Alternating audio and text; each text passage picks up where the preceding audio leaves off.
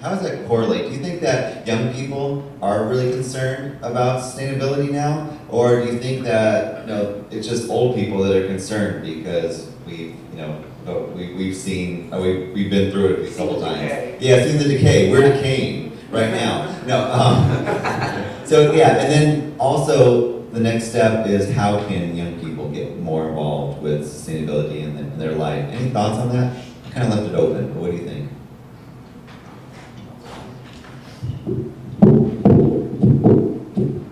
If you hold lower. Poppy. Yeah. Okay. Yeah, there. So a couple thoughts. I think young people are very aware and very concerned about the plight of the planet. But it's not always easy to make the bridge between those feelings, which a lot of time can feel pretty overwhelming, and then actually having a course of action. So I'm going to plug what we do. So one of my favorite parts of working with Bike Santa Cruz County is working with young people. Because when you get a kid out on a ride and they start to make connections between their choice to ride a bike and their excitement of riding a bike, and then the fact that they're actually having an impact in terms of reducing their carbon footprint, and reducing the amount of air pollution or what have you, it can start to make a huge difference. One of the things we do is hire high school students to help us with our programs. So this past year we had about 12 high school interns who helped us with everything from a Earn a Bike program in Watsonville, where we got bicycles donated and then we refurbished them and got them to middle school students along with lights and helmets and locks, and hopefully most of the things that the middle school students would need in order to kind of be self-sufficient on their bikes. And then we also hire high school students in Santa Cruz to help us with our programs. Last year they helped us put on, I guess it was this year, in late January, an event called Light Up the Night, where we got free bicycle lights out to the community and bike helmets. In fact, that's where this helmet came from. I came up with that idea a while back to, how do you get kids to wear helmets, right? It's always a question in the bike world. To custom stencil helmets with kids. So we had kids helping kids stenciling helmets at a few different events. So giving kids an opportunity to plug in. And I don't know about you, but my first job was working in a greeting card company, putting cards in plastic sleeves. What if there were more opportunities to employ young people to work in sustainability? I think that's a huge way, just to see those inroads from like, this is something I'm concerned about, to this is something I care about, to this is something that I'm actively working to transform, to this is something that could actually be a career, and I can be a game changer and a change agent. So. What about you, Tim? I would agree with Tom. There's a huge interest. There's some big questions. One being employment, with young people having almost a double average of unemployment, and those are later stage residents in communities, not just in Santa Cruz but elsewhere. So, what does an employment look like for young people, and how do we set up interesting jobs that are engaging, not just pushing paper and filing things and cleaning up the closet and reorganizing space, because they want to get hands-on. I mean, if you're going to hook young people into a path in their life, and this starts with Life Lab gardens when they're in K through 5 in many of our public school districts, into middle school opportunities where they're being exposed to these hands-on ways. And then they come into high school with all the uncertainty of who they are, their identities, their life, what they affiliate with. And it's not so easy to see the roadmap forward. So if you can create an incredible empowerment program where there's jobs related to that work, you commit, you engage, there's opportunities for a job too, I think that's incredible. So in the food realm, at CASFIS, we host Life Lab and Food What? And Food What is an amazing program for young people. Our partners at United Way with Jovenasanos, again, an amazing youth empowerment project with jobs for young people to look at the built environment, where they go out and they talk to the planners and the policymakers, and they petition with policy engagement, and they see a tangible change, where they change bus fares, they create safe corridors and spaces, they redefine their role as a young person in their community in ways I never thought I'd be doing in high school. So, at the very heart of it, I'm in awe of what young people are thinking and doing now. And we have a responsibility as mentors in the community across our elected, our professional, nonprofits, businesses, to think about how we steward mentorship, because I think that's one of the key pieces, is building intergenerational vision of sustainability in our community. And I think we can do that. Yeah, no, I think that's a great point of it, and the reason I wanted to apply my knowledge to festivals is because I feel like the youth is a huge part of the festivals right now. And that generation is going to be the first to grab onto this knowledge, at least at this point. So we can apply everything that we want in our community in the way we celebrate with our festivals and show that we can have a good time, we can compost, we can bike around. You know, Burning Man is a great example of that. Sustainability is all over the place there. So basically, I think if we can just apply this knowledge and make it fun at these festivals, the youth's going to really grab onto that energy, to create a fun energy of that all the sustainability has in it. So that was the big key point I kind of missed that I wanted to say, and I like that you grabbed on with this concept right here. So, is Burning Man really sustainable? I hear people complain that when it's gone, all of a sudden there's trash everywhere. Yeah. Yeah. That's session 2 with the big question: is Burning Man sustainable? Yeah. When to fill this audience? That's the point. I already counted next year. I mean, I think it's not to like pick apart the festival thing or the Burning Man thing too much, but I think it's a really good question. And I think in the best case scenario, festivals like Burning Man or Northern Nights, not that I've been to Northern Nights, Or you've been to Burning Man. yes, yeah,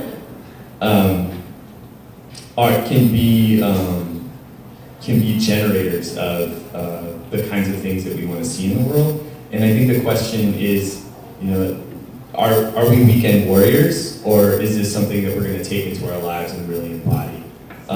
And my hope is that it's something we take into our lives and really embody, and it's not just about partying and having fun in those small moments, but it's about taking that, like you said, creative, generative energy and bringing it out into our communities and really sharing it. One of the things... Changing the party as well, making the party more than just a party. You know? Yeah, so then it's a communication. Or, I mean, it's a two-way street between our lives and then when we celebrate. So one of the things I get to do is help host, I don't know why I'm touching this home when I say it, I guess because it's very celebratory to me, a monthly community bike ride, the Santa Cruz Bike Party, the second Friday of every month. And it definitely has that kind of like Burning Man vibe, because we're on bikes with sound systems. Yeah, we just had one last night. It was really fun. So second Friday of every month, Santa Cruz Bike Party. Yeah, actually, David, in the mic for a second. So you talked about not just being a weekend warrior, but you know time, and that kind of goes along with solar power. I mean, basically, it's installed, and that's it. And basically, you know, you're basically already helping the environment from day one.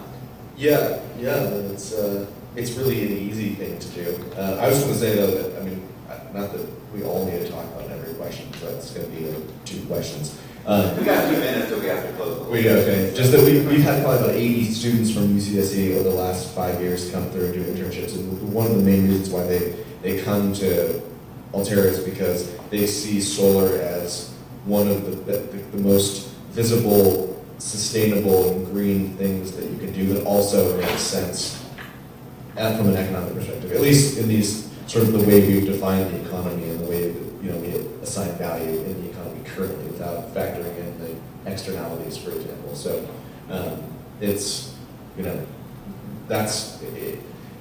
People are drawn to it. I think students are drawn to it because it's potentially, you know, employment, you know, sort of one of the fastest growing industries, and has been able to hire a lot of recent grads and people who are coming out of college and high school. This was right. So we only have 1 minute to close this out. So if you could just let us go down, how we contact you, find out more information, and go down the list. Sure. So you can get in touch with the work that we're doing at the San Lorenzo River in a pretty easy way at sanlorenzoriver.org. There's an events calendar with all the work we're doing and our partners. Any event that's happening along the San Lorenzo River, we have posted on there so you can see those opportunities to visit the river. There you can also sign up to volunteer to get involved with water quality monitoring, with educating the next generation. We like to say we're positive, really brainwashing these kids about how important water is in our community. And you can find all the ways to get involved there at sanlorenzoriver.org. You can find out more information about Bike Santa Cruz County at bikesantacruzcounty.org. Santa Cruz Bike Party, santacruzbikeparty.org. Greenways to School, just Google it. And there's also Facebook presences for all those various entities. But if you're listening to this from San Jose, please check out what's happening there. The San Jose Bike Party is incredible. That was my inspiration for starting a monthly ride. And then there's the Silicon Valley Bike Coalition as well. They're an incredible organization. Has anyone ever said the next morning, "Oh man, I wish I had one more drink"? Anyone ever said that? That's worrying. AlteraSolar.com, careers page. If you know people that are considering solar, I encourage you. So really quick, got to do this. 0 down, free installation, all of that. Get a quote from a company that's not encouraging you to lease or rent equipment. You'll pay twice as much over 20 years versus 10 or 15 years. So anyway, just wanted to say that. But yeah, no, we have a lot of events. We sponsor Warriors. So if you guys are interested in coming to a Warrior game, let me know. Yeah, absolutely. Yeah, we're the official St. partner. And It's sustainability, the Warriors. right, back to back. Yeah. Anyone? Yeah. Yeah, to find out more information in CASFS, it's just casfs.ucsc.edu. And on Food Day, which is the 24th of this month, National Food Day, we'll be launching www.ucscfoodandgardenguide.com, and it's a kind of online responsive site for students in the community about where the farmer markets are, what's in season, internships with community organizations. We have it in a print guide that you can download from our website now, but we're trying to get into the 2.0 realm. I'm still a little sluggish. I have like 1 foot in the older realm and 1 foot in this new realm. I had students sign me up on Facebook a few years ago. I'm just getting with it, but I get it. We got to work on both dimensions. So yeah, UCSCfoodandgardenguide.com as well should come up, and that'll be a great resource to just continuously promote events and programs we're doing. We have a lot of amazing community events, a new 6,000 square foot restored hay barn, Morrison Tennyson, timber frame, beautiful building that will be hosting a lot of events for the community coming up in the new year too. So yeah, come check us out. And yeah, you guys can check me out at a Facebook page we have for our compost business is Guess Environmental, or you can give us a call at 707-840-WORM. If you have any questions for composting, food waste diversion, anything like that, give us a holler on there. And thank you guys very much for having us all out, and I appreciate it. Oh, we have another question. Any other comments? Sorry, I would just be remiss if I didn't say this. Tomorrow, Sunday, October 11th, 9 to 2, Westcliff from Lighthouse Field to Natural Bridges will be closed to car traffic and open for an amazing event called Open Streets.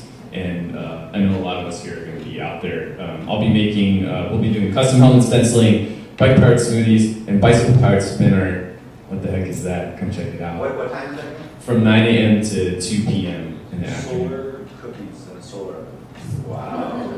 Awesome. There you go. Okay, so if you have any other questions for our panel, they'll be here for the next 10 minutes if they want to or not. But yeah, but thank you very much, guys. So we're down at 1:15 for State of Santa Cruz with the mayor of Santa Cruz. Let's talk about what's important here.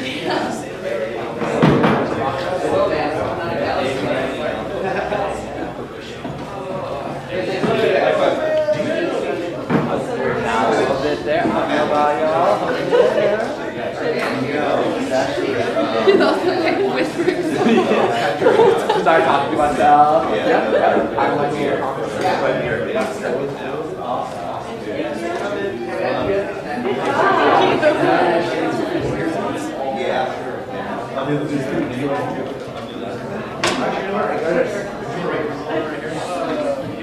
Anyone wants to get more info about like etc.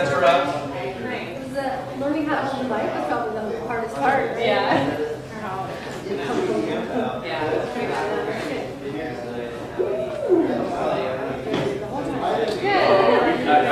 just have to wake up an hour early tomorrow. Yeah. Yeah, it's got like that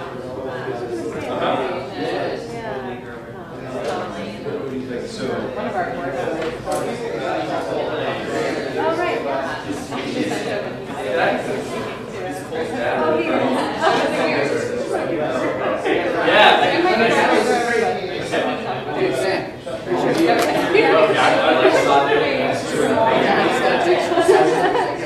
like